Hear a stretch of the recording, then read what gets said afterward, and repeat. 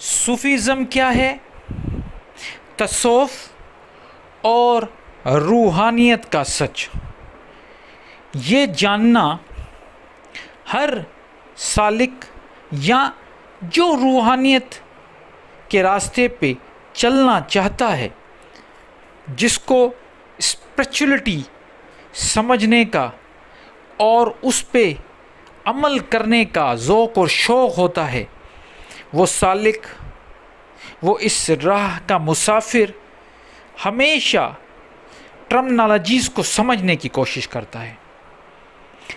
لیکن افسوس کے ساتھ یہ کہنا پڑتا ہے کہ اس فیلڈ میں جسے ہم روحانیت، اسپریچولیٹی، مسٹسزم، تصوف، صوفیزم، یہ نام لے کے جب ہم ان کو پکارتے ہیں، یہ جو ٹرمنالوجیز ہیں، ان فیلڈ میں جب ہم اندر آتے ہیں تو سب سے جو پہلا مسئلہ ہے وہ یہ ہوتا ہے کہ ان ٹرمنالوجیز کی صحیح طور پہ تشریح ہمیں بتائی نہیں جاتی، یہاں تک کہ ان کی تشریح اتنی مشکل کر کے بتائی جاتی ہے تاکہ جو اس فیلڈ میں آتا ہے وہ ہمیشہ جس سے بھی پوچھتا ہے، کیونکہ یہاں پہ گرو اور اس کے چیلے، مرشد اور مرید کا معاملہ بڑا پیچیدہ ہے۔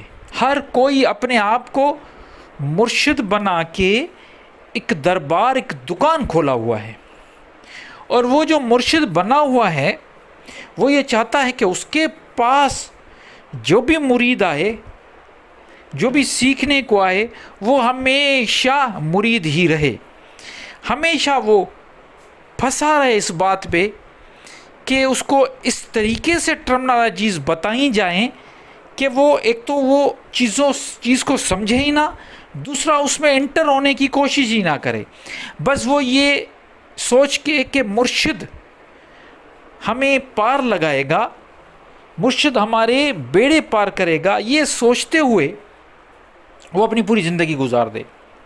یہ واقعی ہوتا ہے ایسا، حقیقت میں آپ کو بتا رہا ہوں۔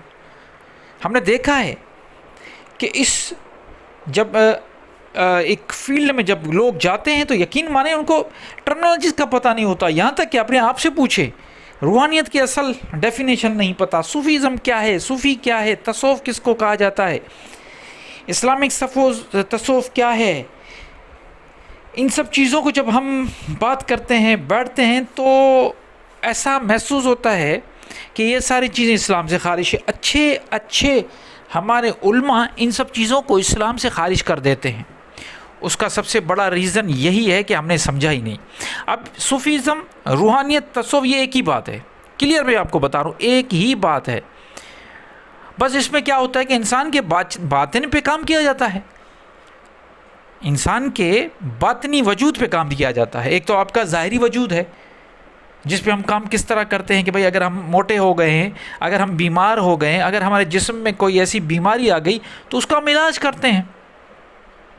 علاج کس طرح کرتے ہیں؟ پہلے تشخیص ہوتی ہے کہ کون سی بیماری ہے، اس کے بعد پھر دوائی دی جاتی ہے، احتیاط بتائے جاتے ہیں، پرہیز بتائے جاتے ہیں کہ یہ چیز کھاؤ، یہ فلاں کھاؤ، فلاں نہ کھاؤ، تو اس طریقے سے وہ جسم کا ایک معاملہ صحیح ہو جاتا ہے۔ بالکل اسی طرح جب روح بیمار ہو جاتی ہے تو اس کا بھی جب علاج کیا جاتا ہے، یہ سارا معاملہ جب ہوتا ہے تو اس کو روحانیت کہا جاتا ہے، اس کو ہی تصوف کہا جاتا ہے، اس کو ہی صوفیزم کہا جاتا ہے۔ تصوف، صوفیزم کا مطلب یہی ہے کہ بالکل وہ بندہ، صوفی بندہ مطلب صاف ہو، جس کا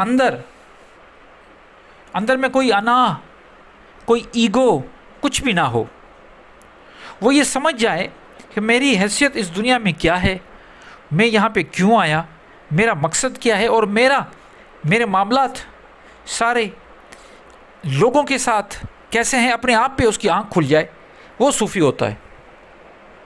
صوفی وہ ہے، صوفیزم اس کو کہا جاتا ہے، یہ ایک ایسا نظریہ ہے جس میں دو نمبری نہیں چلتی، جس میں منافقت نہ ہو۔ یہ وہ ایسا اللہ کا ولی ہوتا ہے جس کو نہ خوف ہے نہ غم ہے، کیونکہ اس نے اپنے سارے معاملات اللہ کی طرف چھوڑ دیے، اس کو پتہ ہے نہ میں پیدا اپنی مرضی سے ہوا، نہ مروں گا اپنی مرضی سے. تو جب میری اسٹارٹنگ پوائنٹ فنیشنگ پوائنٹ میرے ہاتھ میں نہیں تو بیچ میں کیا مستیاں کرتا پھروں. مطلب پیدا ہونا ہمارے ہاتھ میں نہیں، مرنا کب ہے خود کچھ پتہ نہیں، ایک پل کا بھی پتہ نہیں. بیچ کی جو زندگی ہے 70-80 سال جو بھی زندگی ہے وہ ہم اپنی مرضی سے کیسے گزارے. بس یہ سمجھنا ہے کہ وہ جو بیچ کی زندگی ہے، جس طریقے سے ہم آئے ہیں اس دنیا میں اور جس طریقے سے ہم یہاں سے نکل جائیں گے کوئی پوچھے گا بھی نہیں. تو یہ بیچ کے معاملات بھی اب ہم اختیار اپنے اٹھا لیں، اپنے جو معاملات ہیں وہ قدرت کے حوالے کر دیں، اللہ کے حوالے کر دیں.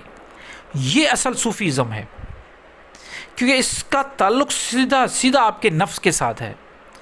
جتنا آپ اپنے نفس کے غلام ہوں گے اتنا زیادہ آپ میں روحانیت کم ہوگی.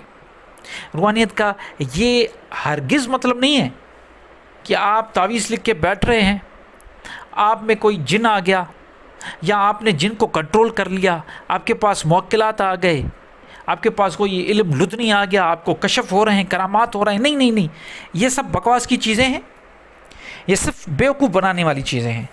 اصل جس بندے کو ہوش آ جائے، زندگی گزارنے کے جو فن ہے وہ سمجھ میں آ جائے تو وہ اس کو روحانیت مل جاتی ہے، یا اس کو یہ کہیں کہ وہ تصوف وہ صوفی ہوتا ہے. اور یہ سمجھنا اس کو کس طرح یہ سیڑھی بہ سیڑھی درجہ بہ درجہ چلتا ہے. کیسے؟ پہلے شریعت ہے. شریعت کا مطلب قرآن حدیث، اس میں جو کچھ لکھا ہوا ہے اللہ کے احکامات، یہ ساری چیزیں سمجھنی ہیں. جب یہ حدیث قرآن آپ صلی اللہ علیہ وآلہ وسلم کی تعلیمات سمجھ میں آ جائیں گی تو یہ ہو گیا شریعت قانون.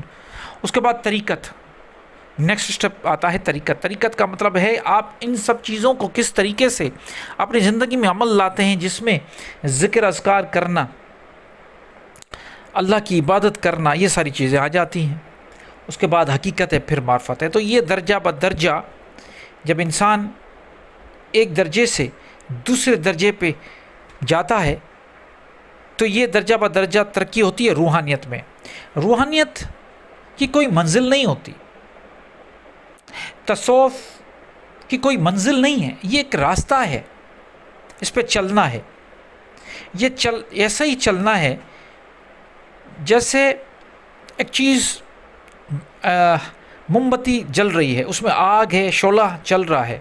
اس شعلے کی کوئی منزل نہیں، لیکن اس کو جلنا ہے، وہ جل رہا ہے، وہ وہیں پہ سائیکل ہو رہا ہے، ختم بھی ہو رہا ہے، نئی چیز آ رہی ہے، لیکن وہ کھڑا ہے اپنی جگہ پہ، اس کو جلنا ہے، اس کی کوئی منزل نہیں ہے. بالکل اسی طرح روحانیت میں جو بندہ جاتا ہے اس کی کوئی منزل نہیں ہوتی. اس کو جب تک وہ زندہ ہے اپنے آپ کو اپنے باطن پہ کام کرنا ہے. اس کو جب تک زندہ ہے وہ تب تک اس کو اپنے نفس پہ کنٹرول کرنا ہے. اس زندگی میں کسی دوسرے کو تکلیف نہیں دینی. بڑا آسان سا فارمولہ ہے اگر سمجھ میں آ جائے. روحانیت کا جسے ہم تصوف اور صوفیزم کہیں، اس کا فارمولہ بڑا آسان ہے. ہمارے بزرگان دین نے ہمیں سکھایا ہے، بتایا ہے، سمجھایا ہے. فارمولہ یہ ہے کہ اپنی انا کو مارنا ہے، اور یہ چیز آسان بھی ہے مشکل بھی. انا کو کس طرح؟ یہ جو آپ کہتے ہو نا کہ دو لفظ آپ نے سیکھ لیے اور محفل میں بیٹھے ہیں اور آپ چاہتے ہیں کہ میری واہ واہ ہو، میں سب سے آگے ہوں، میں سب سے اچھا لگوں، میں جب بولوں تو لوگ میرے طرف متوجہ ہو. نہیں، آپ اپنے آپ کو جب زندہ ہو گمنام کر دو. یقین کریں جس دن آپ نے یہ کر دیا، اپنے آپ کو ختم کر کے گمنام کر دیا اور لوگوں کو اہمیت دینا شروع کر دی. اپنے آپ کو اہمیت نہ دیں، لوگوں کو اہمیت دیں کہ اگر کوئی کچھ کہہ رہا ہے تو اس کو سنیں، چاہے وہ غلط ہی کہہ رہا ہے لیکن اس کو سنیں. اور جب آپ سنیں گے اور بولنا تب شروع کریں جب ضرورت ہو.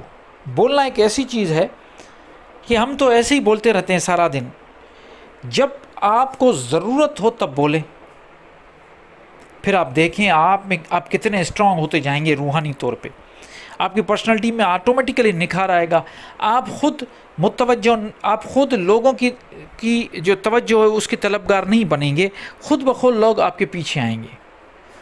لیکن اس کے لیے خود کو مارنا پڑے گا. خود کو مارنا مطلب اپنی انا کہ میں یہ ہوں، میرے پاس یہ علم ہے، اس کو بولنا نہیں آتا، میرے پاس بولنا ہے، میرے پاس علم ہے، یہ ساری چیزیں ختم کرنی پڑیں گی. جب انسان یہ ساری چیزیں ختم کرے گا، اپنی انا، اپنی نفس، اپنی ایگو، اپنا غصہ، ان سب چیزوں پہ قابو پائے گا، خاموشی کی طرف جائے گا، یقین مانیں اصل روحانیت، تصوف اور صوفیزم اسی کو کہا جاتا ہے.